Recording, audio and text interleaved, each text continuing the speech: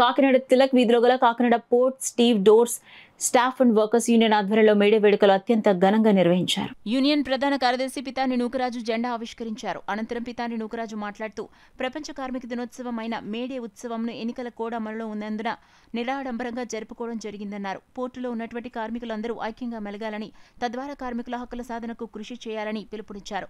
ఈ కార్యక్రమంలో నాయకులు ఎస్ రాఘవేంద్రరావు, శివాజీ, సాంబమూర్తి, ఓలేటి రాము, శివశంకర్, ఆవుల సతీష్, రమణ తదితరులు పాల్గొన్నారు. ప్రపంచ కార్మికుల దినోత్సవం చెప్పుకుంటున్నాము. చాలామంది చెప్తున్నారు ప్రపంచ కార్మికులారా ఐక్యంగా అంటారు, ఇక్కడ కార్మికుల్లో విభేదాలు పెడుతుంటారు. ముందు నేనేమంటే పోర్టు కార్మికులారా ఐక్యంగా అంటున్నాం.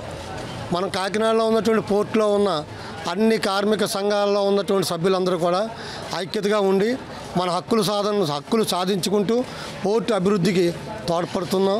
మరి అదే పందాన్ని, అదే ఆచారాన్ని కొనసాగిస్తూ రాబోయే రోజుల్లో కార్మికులందరూ కూడా ఐక్యతగా ఉండి మరింత ముందుకు వెళ్ళాలని, తద్వారా కార్మికుల హక్కుల సాధనలో మా వంతు పాత్ర కూడా మేము పోషిస్తామని చెప్పేసి ప్రపంచ కార్మిక దినోత్సవం సందర్భంగా కాకినాడ ఉన్న పోర్టు కార్మికులకి, కాకినాడలో ఉన్న అన్ని కార్మిక వర్గాలకు కూడా మేడే శుభాకాంక్షలు తెలియజేస్తూ సెలవు తీసుకున్నాను. ధన్యవాదాలు.